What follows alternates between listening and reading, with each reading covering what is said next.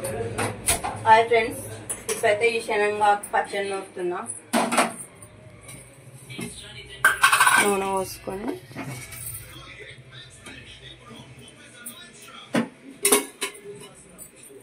ఇప్పుడు నూనె అయితే వేడయింది.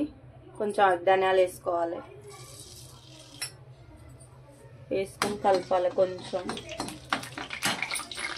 జీలకర్ర, కొంచెం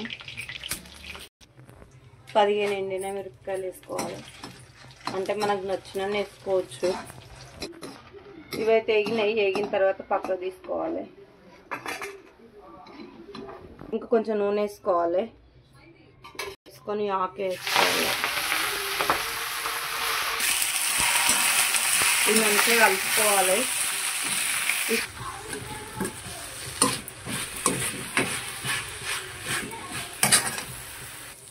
ఇప్పుడైతే మంచిగా వేగింది ఆకంతా.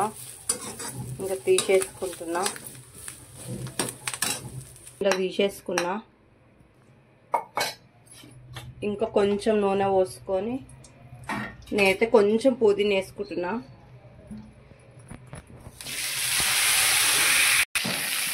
పుదీనా అయితే వేసుకుంటున్నా.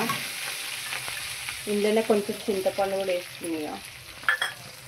ఇదైతే మంచిగా ఆరోగ్యానికి మంచిది. తింటే ఊరు నుండి తెచ్చినాము, మా అత్తమ్మ తీసుకొచ్చినుండే. ఇక్కడైతే దొరకదులే. ఇది పచ్చడి తింటే మంచిగా ఆకలి కూడా అవుతుంది. అందుకనే మంచిది అన్నట్టుగా.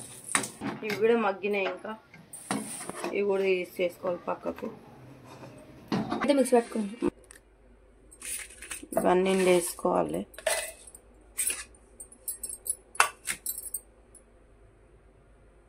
శొంఠి, ఎల్లిపాయలు,